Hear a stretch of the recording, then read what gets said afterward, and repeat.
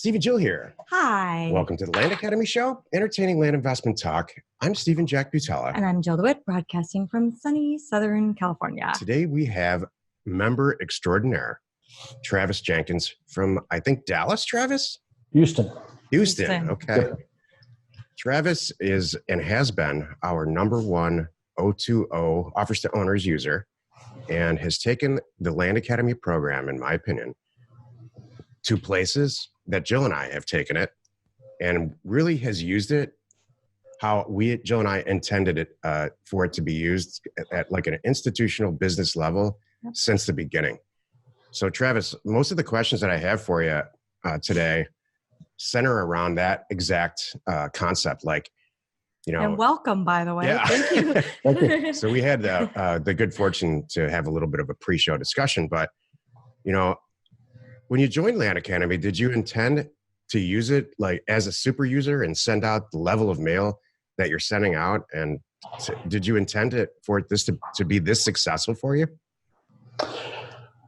I hope so. You know, I saw the potential of the business. And so I've been studying business models for several years, and I used to teach business. And so I'm going to give you a very indirect answer. So the goal was yes. From a business standpoint, there's a value triangle, and I saw that this is one of the few business models where you can fulfill all three sides of a value triangle, which is quick, fast, and cheap. Love it. Most times you can either do it quick. I said quick and fast. So quality, fast, and cheap. That's actually what it is. So you can either do it fast with quality, and it's not going to be cheap, Right. or any of those other two sides. And so when you can fulfill all three of those sides, it puts you in a different stratosphere as far as a business is concerned. I own a construction company. And so we sold value. So we didn't sell to the cheap, home improvement remodeling. We sold to the quality-minded people, which meant we were not cheap, right? Right. And so we always fulfilled those two parts of that triangle.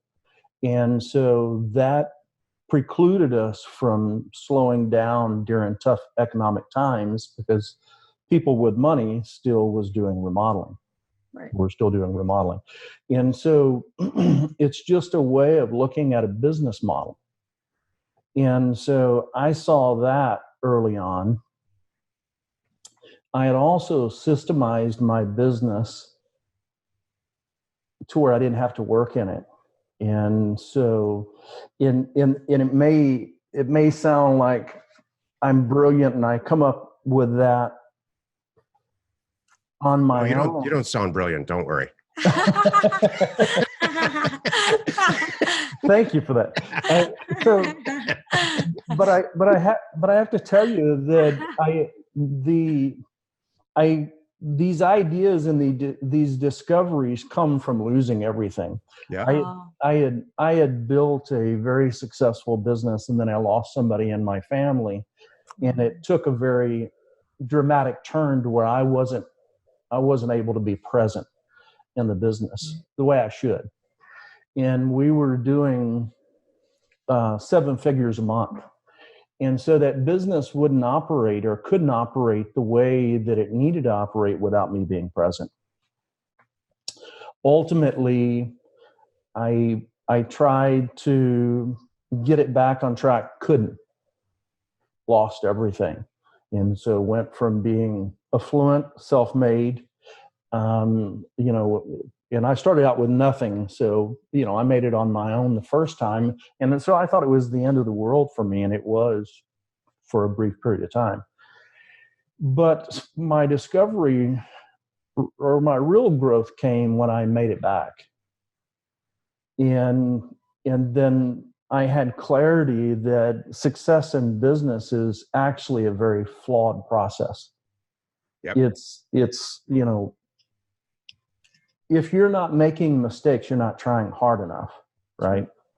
And so on a deeper level, I knew that. But so my real business acumen came when I had to make it. It took me 15 years to reach a level of affluence. After I lost it, I built it back in 15 months.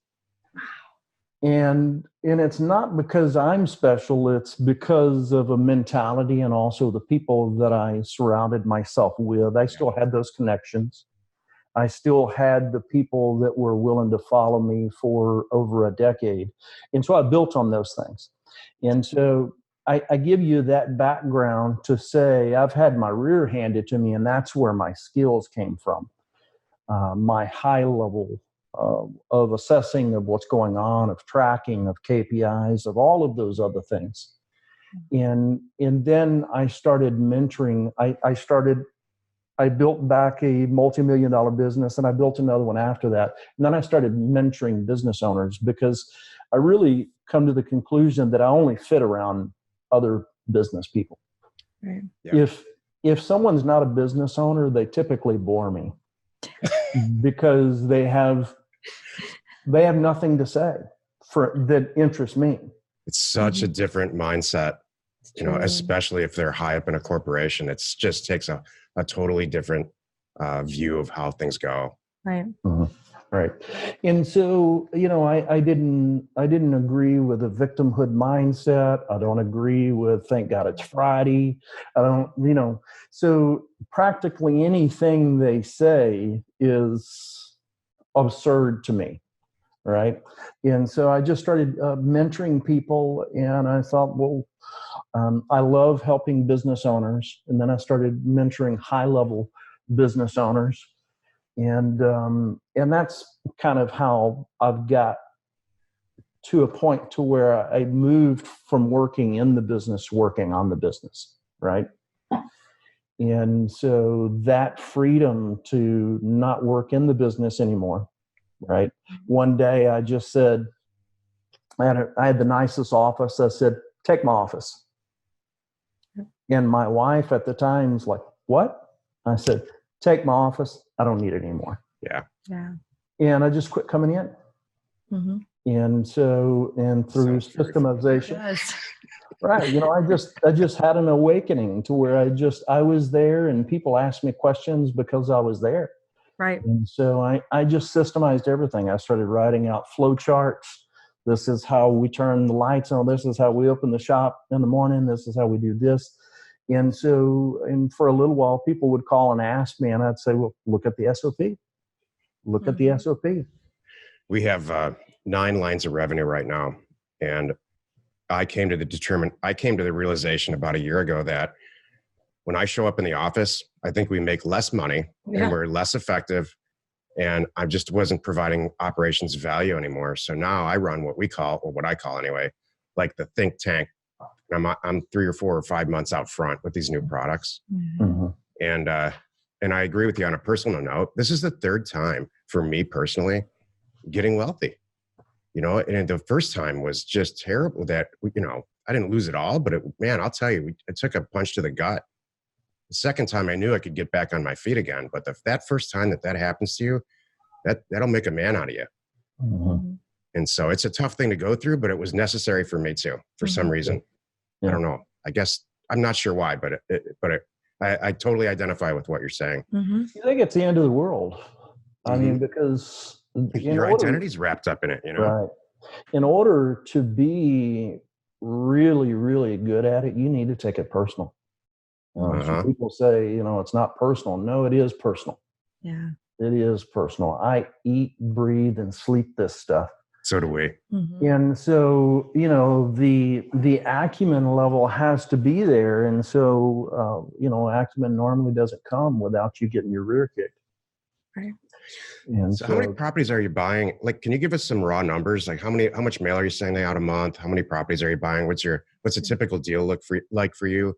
And then where do you see it all in 6 months? Because I know how fast you're growing. Well, so yeah, I'll throw around some numbers here. I try to track as many things as possible. We did a little over 22,000 mailings in the month of August. I didn't know that we were the number one over there with OTO. That's good to know. We've done 124,000 mail outs. I don't really track the response rate. I do in every other type business, and I don't in this one because the sales lead gets better on the acquisition side, gets better with time, Right. and so that it's always improving.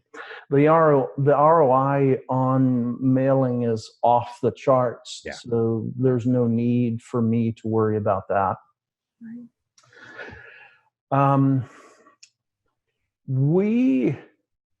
The last 6 months has been us just trying to get out of our own way. Mm-hmm.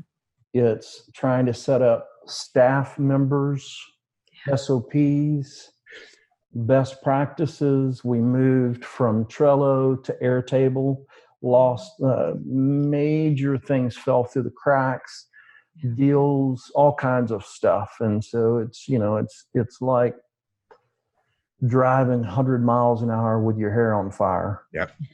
And it's a lot of fun. It's very stressful, and it's scary at times, in a good way.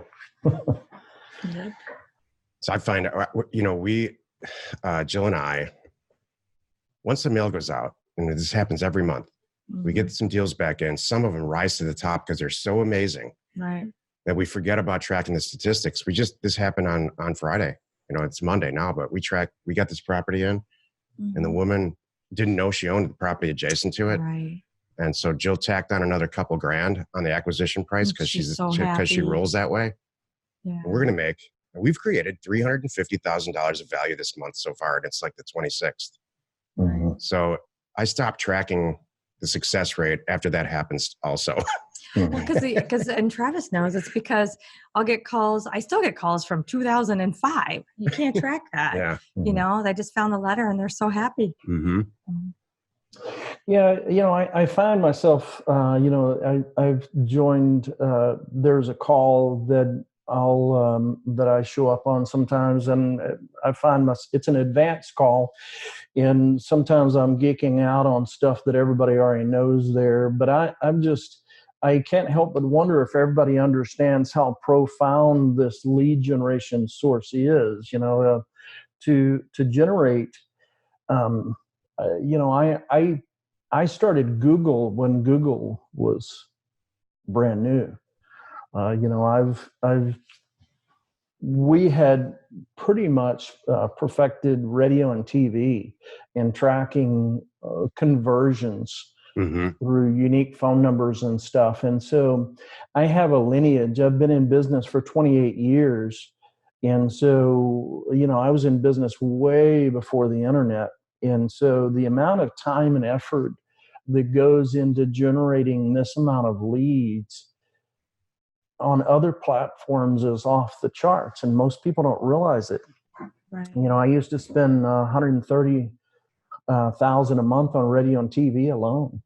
Wow. And so we dominated in the home improvement industry. I spend a fraction of that on these leads, literally a fraction.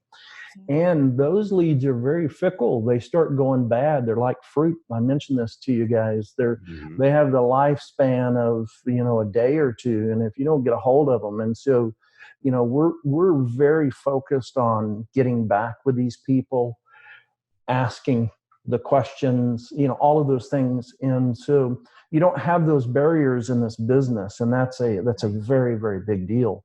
So this business allows people with a lower level of business acumen to get into it. Right? That's a great point. What I love about this business model is that, as a teenager in my early 20s, I was always around manufacturing. which is such a fixed cost oriented business. You got to plow in so much dough before you even get off the ground at all. And what I love about this business is it's almost 100% variable costs. So if for whatever reason, you don't want to send some mail out next month and you don't want to buy some real estate next month, let's say you want to go to Tahiti, I don't care. Whatever your reasons are, I can't think of a reason why you wouldn't do it, but you can turn it on and off. And there's, you can do this out of your back bedroom really effectively. And it sounds kind of weird when you say it, but you have complete and total control over how much money you make and it's predictable and consistent. So I don't want to sound like a commercial, but if there was a better business, I would buy it. Yeah. I would be involved. I second that, now. So the decades it took me to set up a business that runs without me, a couple of decades, right? So this business, there's 4 stages of competence, and I had to be in the 4th stage of competence of business within that industry and within business before I could let a business run without me or work remote. This business model, you can be in the early stages of competence, stage 3, and work remote or collapse the overhead down. There's just so many movable things with this business model that a lot of people don't understand. And so the 4 stages is unconsciously incompetent, which means you don't know what you don't know. Right. Consciously incompetent, and I'm sure you guys know this already, is you now know what it is you don't know. Stage 3 is unconsciously competent, and you know how to do something, you don't know how to teach it. And then stage 4 is consciously competent. You know how to do it, and you know how to teach it. Yeah. And so you don't need to be able to teach this business model to other people to start prospering and start making the type of money that it took me 8 years to make off of my business. And so I could go on and on and on about the many different benefits of this business model, but I completely agree with you that there's just not anything out there that can hold a candle to it. Yeah. And so that's one of the reasons why I saw it for what it was early on. Just like I saw Google coming. I was on an airplane and I read about it in a magazine, and as soon as I landed, I called my wife and I said, "You're not going to believe this. We can capture customers in the buying cycle. They have their wallets out." She's like, "Oh, that's great, hon." And I said, "No, you don't understand." And so I had my laptop and I set up a campaign. And so we had tracking numbers back then. We use a specific phone number, and that would tell me where that lead came from. The next day I had 2 leads from Google. And I knew, and this was that type of thing. When I saw the business model, I saw the potential there for what could happen. Bless you. Thank you. And so I completely agree with you. It's not a commercial. It's a fact. It's true. I have business epiphanies all the time, and I charge into whatever room Jill's in. That's true. And I explain it just like that. And she says, "That's great. Why don't you just crack open a beer and sit down and calm down and try not to have a heart attack, because it's going to happen again in 2 hours from now." You need to start texting me with those ideas. Well, I will tell him. Yeah, that, we should take Travis. it out on each other, Travis, instead of right. Exactly. Yeah, I get it. I get it. Mm-hmm. And so you need somebody to disappear off the end with those things. Is my strength and weakness is I'm myopic at times. I will drill into something and I will stay on it. And I'm a right brainer. So I train myself to do that. Most right brainers don't want to do things like that. Mm-hmm. And so, I completely understand where you're coming from. We're getting back to your question earlier. We're stabilizing at right around 150 a month in revenue. We're very, very close to jumping to those next levels of 250, 350 a month. Awesome. I fully expect, and I've told you this before, I expect that we'll be at $1 million a month. Yeah. hopefully within the next 6 to 8 months. Love it.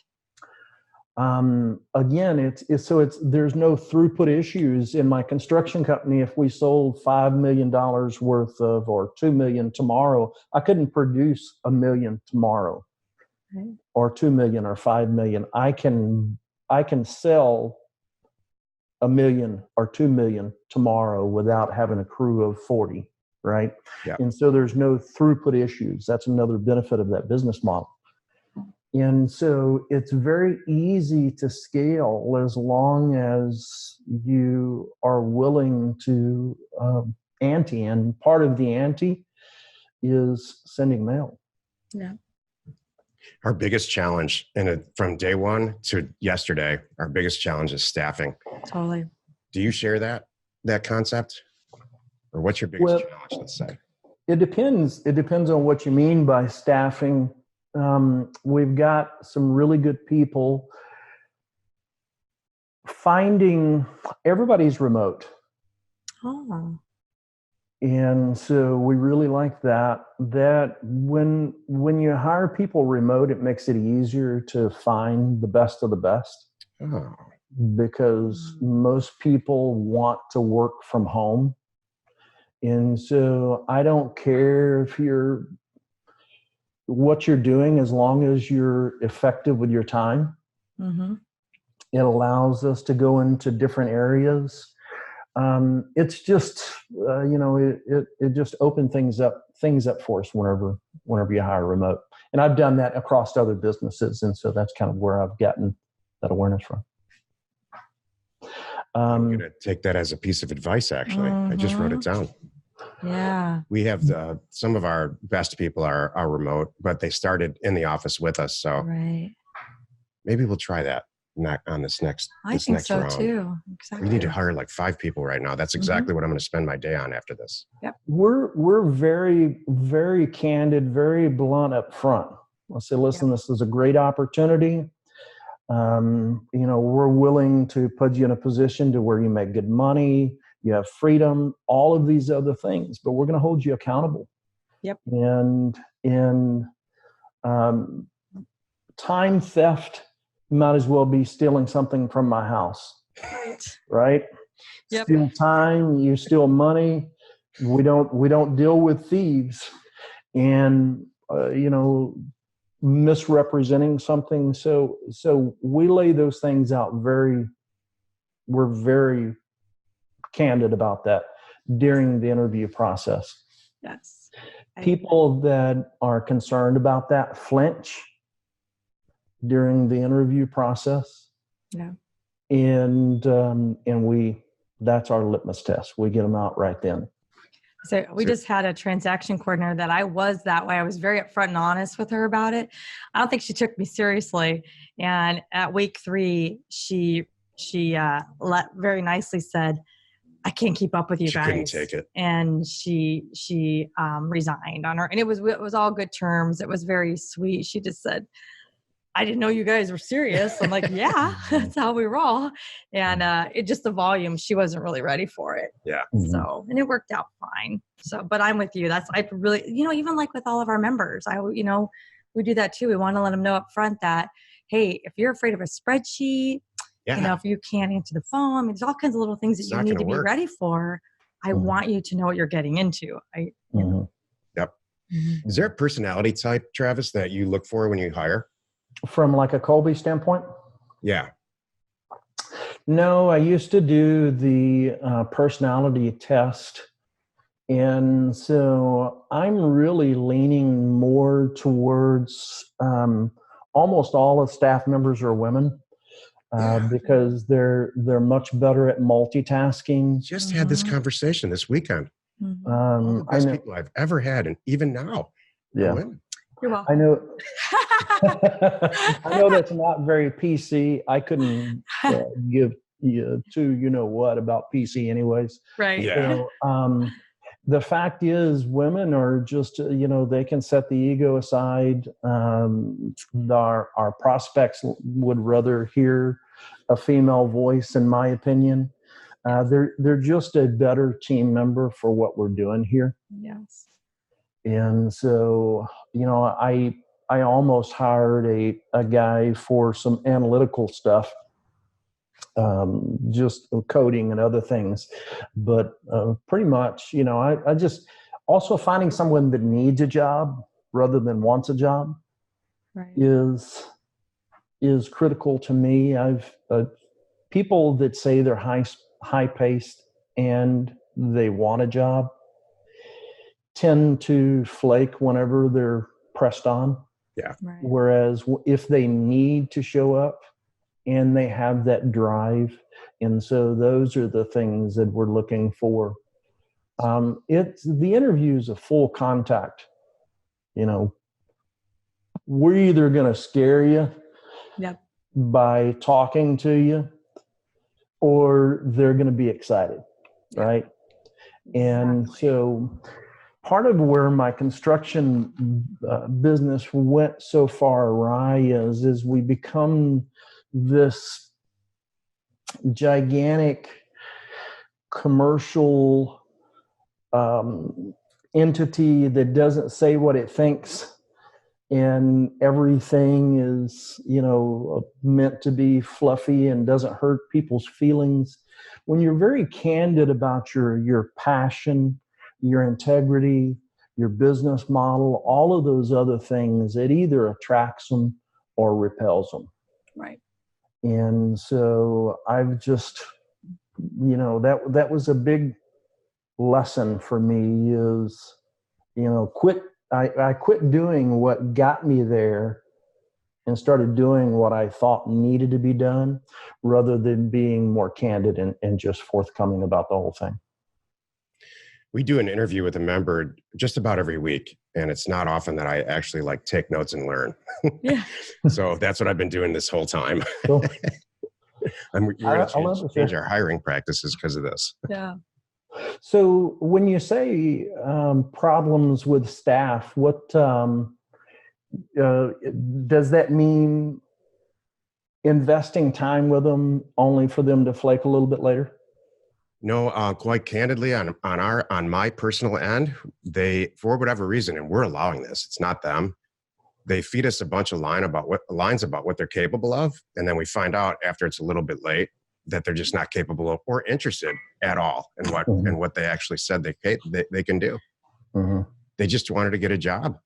Mm-hmm. And so now we've got this whole thing where there's a trial period and all of that, because undoing and doing W-2, it's just there's a lot of stuff to it. So, I really like this scare tactic thing. You're either going to be intrigued by how hard we come at you, or you're right. You're absolutely right. Or it's going to scare the hell out of you. Mm-hmm. So I'm going to try that. And I like it. It's it's kind of the way my father was, is, he'll bump into you, and it took me years to figure this out. He'll bump into you just to kind of check your temperature and see who's in there, Mm-hmm. Mm-hmm. And so you can see when it's a hell yes for somebody, and you can see when it's a hell no for them. And that's okay too, Mm-hmm. So using this as a specific example with this last transaction coordinator, she was wasn't afraid of anything up front. No, she wasn't. I was still trying to figure out where we went wrong there. I think that she was really good at learning one system at a time, not 6 at a time. Mm-hmm. And that's where it went, and needing to go that fast. I'm mistaken. I believe, and I've done this my whole life for some reason. I just believe that real estate transactions should be you're born with it. It's like drinking a glass of water. And so when I met Jill, I never explained anything to her. I think this first day, she just, I don't know, this is before YouTube and stuff. Yeah. And I just think everybody's innately like that, and it's just not the case at all. I know. People are used to a high level of training, and that just annoys the hell out of me, quite honestly. Well, so I think what you're referring to is Jill's just naturally inquisitive, right? Yeah. And so, and I think that's part of the formula of success. I'm naturally inquisitive. I want to know why. That's what Google is. I don't have an agenda. I don't need, I'm not trying to make a fake relationship with somebody over here. Why do you park like that? Why do you do that? Do you always order that? And so you're just naturally inquisitive, right? And so I think that's a great trait for somebody that's going to be successful, is they have a desire to understand.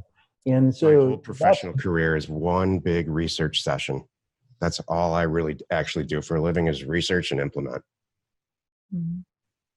Well, and so, you're the left brainer of the group, Jill's the right, right? And so you'll find that any business person, that if they haven't found their counterbalance, they had to learn to develop that other side, because you're started out mostly one side or the other. Right. And so for me, I'm a natural right brainer. And so early on, I thought other salesmen were half-heartedly trying when they couldn't sell as much volume as me. Right. And I took personal offense to it. Because I'm like, why are you only selling 50,000 a month? What's wrong with you? Exactly. Shouldn't be that hard. No, this is us. right. And so even me and two of my other guys three of us could outsell 21 reps. Mm-hmm. And it's just the Pareto principle, 80-20, right? It's the 80-20. And so those guys wanted to be salesmen. They're not naturally salesmen. Right. And so that there was a competence issue. There was a confidence. There was a whole lot of other things going on with that. Right. Could you teach a sales course today? If someone said, hey, sure, here's a microphone, stand up in front of this room and could you do a whole sales course for like 2 hours? People have been asking me to do that too, like even books and things. That's one of the things that comes up. Heck yeah. That's great. Well, somebody that naturally has the talent, once you're taught, once you're taught tactics, you can become lethal. Right. And so once I learned closes, once I learned tiebacks, using their own words against them, all of those things, you're not going to convince somebody to do something that they don't want to do. Exactly. But you can close them using their own words. That's what Jill does. Right. I know this because I'm married to her. Right. So she'll circle back to something you said 3 days ago. Now, you said yourself that you were tired of XYZ, right? Exactly. I took care of it for you. Jill came home yesterday. It was Sunday. Here we go. She showed me, she went to a jewelry store with her girlfriend. She showed me a picture on her phone of a ring. And she said, what do you think of this ring? Well, then what did I do this morning? I woke up and I said, don't buy me anything, by the way. I don't need any more rings. He was already going, where's the store? What do I do? And I'm like, no, I really was That's what I'm going to go do later. So I know, I was just showing it to you. I don't need any more rings. If that's not he's on the path sales at its most perfect moment. I didn't even know. I wasn't really trying to. I was just like, yes, you were. Fine, but I don't need it. Absolutely, you were. Well, I don't need Let's just call a spade now. So what happens is once you learn persuasion, the art of persuasion, once you become so good at it, it just becomes part of your DNA. It's subconscious. Totally. I don't even think it's totally subconscious. You don't know it. Yeah.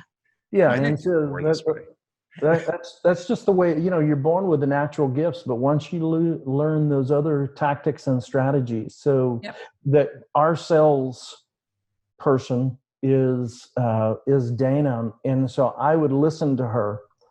And so after the calls, I would critique her. And so people would call in and counter. And she would not get an agreement from them. Most people want to be in alignment with their own integrity. So we may be asking $30,000 for a piece of property. And so they would say, give you $25,000. So she'd come to me and say, would you accept $25,000? And I said, nope. And we didn't sell the property. And then I said, now next time, negotiate with him. And so same scenario, we're selling it for 30. He says 25. Now phrase it like this. Say, I can't do 25, but if I go to Travis and I get him to agree to 28, do I have a deal with you today? He thinks about it. Yes. Okay, now I'm going to put myself on the line for you here. Right. Let me go do that. So now he's given buy-in to his offer. And so that is a way that you tie him back to his own word, right? Now, when you call him back, if he isn't ready to pay that $28,000, then she's been empowered to say, now, wait a minute, David, you told me that you were willing to pay $28,000. I went and put myself on the line, got an agreement to this. And so normally you don't even have to do that. You know, you just call back, or she calls back and says, good news, you're approved. How do you want to pay? Right? You're approved. I like it. You're approved. Right. And so she's basically went to bat for him. If you don't do that, people will flake on you. They'll say, okay, thank you for letting me know that. But you can hold them accountable for their words. And so I hear people, you know, and I've heard on some of the calls, and I even forget the context it was in, that I think there's a misperception that people believe that sales strategies can convince someone to buy. Sales strategies don't convince someone to buy, it compels them to buy, right? They were already going to buy. They're going to buy from somebody. That's right. Exactly. Your tactic has compelled them to buy from you, right? And so that's just one of the many pieces of the puzzle of sales, of business, of, you know, all of the things that we're kind of talking about here. Exactly. There's no place that is more true than actually our Land Academy and House Academy membership, because everybody finds us, you know, they're already looking for some solution, and they're usually business owners like you, other business owners. They're looking for a better product to buy and sell. And with that has greater efficiency and less fixed costs and all that. And we just, you know, my whole business model for Land Academy and House Academy itself is just to provide so much free information that you have to do it, you know? And so there's no real, I guess that's the way it just sells itself. I hate to say that because it sounds like a weird sentence, but it really does. Yeah. Or if it doesn't make sense to you, then that's fine. Right. But if it does, it does. And you're a perfect example. You're exactly the type of person that we want in our group. Right. Exactly. This is one of the reasons I wanted to have the interview with you. Yeah. Well, I think people either are going to get it or they're not. Exactly. They're, you know, it's just end of story. That's it. That's what my team does. It's just finding out, is this a good fit for them or not? Because if it's not a good fit, you know, then I don't want to undo anything in 6 months or 2 months or whatever it is. And I don't want them unhappy. So let's just not do it. And that's why you know, we just got to properly, even with your hiring, whatever you're doing, you know, even selling a property, you know, we tell people, you got to properly convey what the property really is. Even when you're selling a property, you know this. Yeah. You don't want them calling you in 90 days going, hey, there's no trees. I saw trees in the photos. There are no trees. You don't want that. We give a 30-day money-back guarantee. I love it. We kind of an underrated We don't advertise it, but we do. I mean, people come back years later and say, you know, we just didn't use it, and we'll buy it back for a certain price. Well, for me, all I'm trying to do is just eliminate any friction from the buying process. You know, some of the older folks are really worried, you know, this is online, I'm sending my payment, all of that other stuff. So listen, 30-day money back guarantee. Yep. You know, we wait 30 days before we convey the property to them, obviously, or we give them the opportunity. Listen, if you want to waive your 30 days, you want to waive your 30-day money-back guarantee, then we'll go ahead and convey it to you right now. Here, sign this document, and we'll sign it over to you immediately. That's good. So as a percentage, which one do they choose? 50-50. Wow. That's really interesting. I like that idea. I hadn't thought about that. Me too. That's a really good idea. We have most people that reserve the 30-day money-back guarantee are people from out of state. Yeah. And so they're moving to Texas. It just eliminates that barrier for them in buying the property. We've had one person take us up on it, and he just went to another property of ours. Right. Yeah, Jill does We've that done all the that. time. Swap out. That's great. Mm-hmm.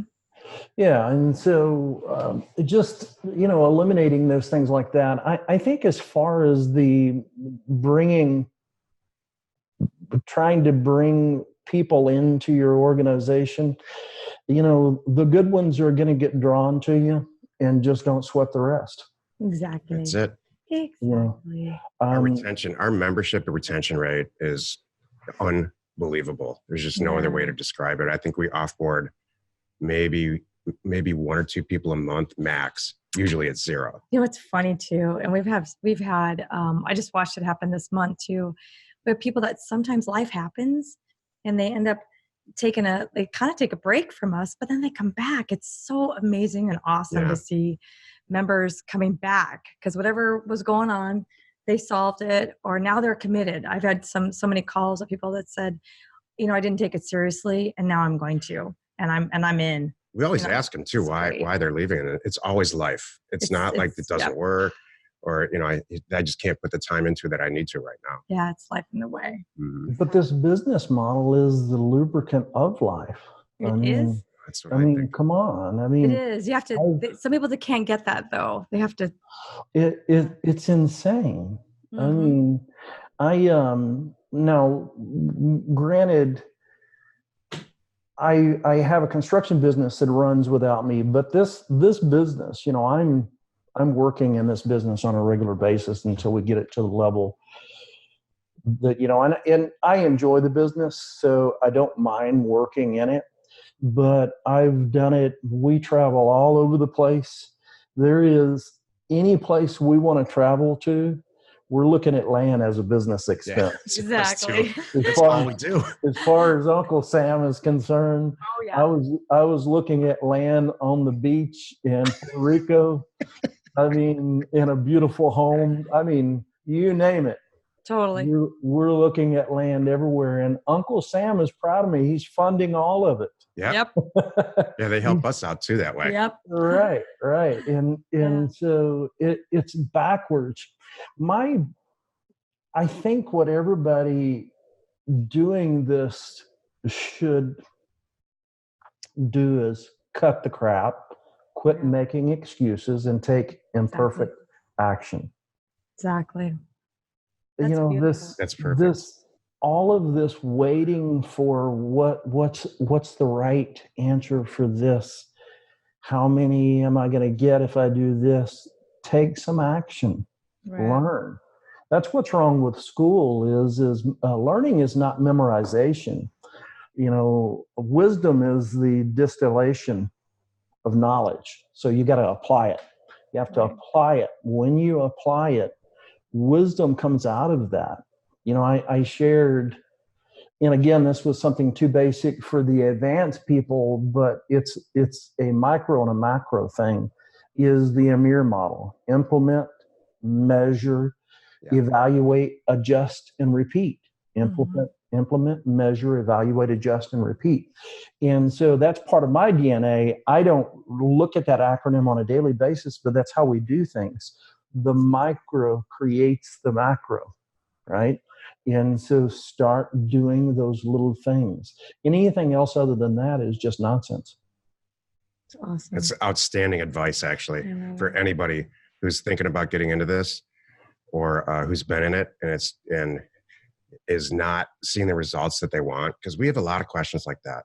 We used to do this program called Add a Zero. And you just answered the question completely. Mm-hmm. It's awesome. I told you before, I think this could be $1 billion business. Yep. Oh yeah. We're in the process of, we're talking to several private equity groups right now. We're going to start with $100 million. I'm not exactly sure how we're going to structure it, whether it's debt or equity. And we're going to do a whole program with houses specifically. Try to turn $100 million every 90 days, which we're using our own money now, and a couple of people in our group are funding some of the deals we do, but we're turning, I don't know what the limit is. Let's just put it that way. I'm not sure there is a limit. At the moment, we're only limited by the people that are turning our deals. It's not the deals themselves. It's the actual transaction coordination. That is our bottleneck, but just staffing. Yep. So the agents, so we call them agents, and the agent handles the lead all the way up to the point of acquisition. And so we have 3 people doing that right now, and we're building it in a modular way so that we can drop more and more people in. Excellent. We had to put a title person in that all they did every day was call and babysit and coddle Yep. the title, deals in title. Right. And so where does your agent, or what do you guys call them? Transaction coordinator. Okay. Where do they start and stop in the entire process for you guys? The transaction coordinator actually does the mail merge. They start that far from the beginning, and we're doing this in a modular way too, so that the actual transaction coordinator that we have now will hire the next one and train them. Mm-hmm. But they do the mail. I choose the counties, and I choose, like, let's say, the acreage, and I set the price. But outside of that, they take it from there, all the way to the point where the property is acquired, and I approve the acquisition price at the end. Usually, it's what's on the purchase agreement. We're very, very close to it, and then we're out. All of our staff members take it from there, and they're held accountable to sell the property within 90 days, which I think is actually a lot of time. But this is both for houses and for land. So, right. What do you think about that model? Like, what do you think about that, Travis? Well, so I do something similar. I have a blown up map over here to the left of me of the counties, and so I spent a lot of time cogitating on where I'm going to go next. Even though I'm a right brainer, I love numbers. I have a natural tendency for numbers, and so I've been good at it. So I've created a spreadsheet where I've kind of dialed in all of the counties, 100 people per acre, or per square mile, and all these things. So I do just like you. I target the counties. I do the mailers. I do the pricing. I do all of those things. Our agents handle everything up to the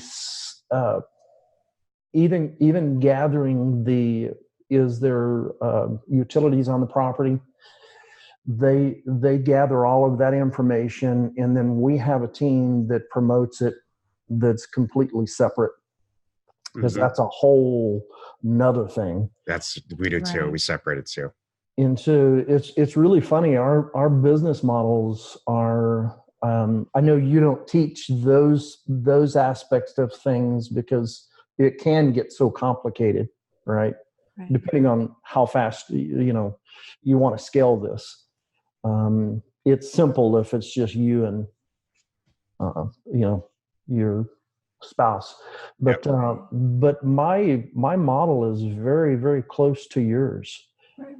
I'm hoping that me and you can put our heads together and start doing some of the commercial acquisitions, because I'm going to need to get my average dollar value turn up considerably to start hitting the numbers that I want to hit. Yep. That's our answer with houses. That's why we started House Academy, because especially in California, you can buy properties. We're buying properties at about $700,000 or $800,000 and selling them for just shy of $1 million, trying to turn $100,000 profit on each wholesale transaction. And that's without improving the property in any way. And I mean, like, not even paint. And it's working. So that's my answer to get to $1 billion, to place that 100 million and just continually add to it. Well, I don't know if this is the right setting for it, but what would keep you from applying that thinking to commercial? Because that's where the big dollars come in per acre. I'm totally open to that. I'll tell you what, I cut my teeth on commercial real estate back in the early 90s. And as a transaction, Getting a commercial real estate property acquired successfully, there's so much stuff involved, so that hasn't been something we've focused on, but it's not anything that you couldn't overcome.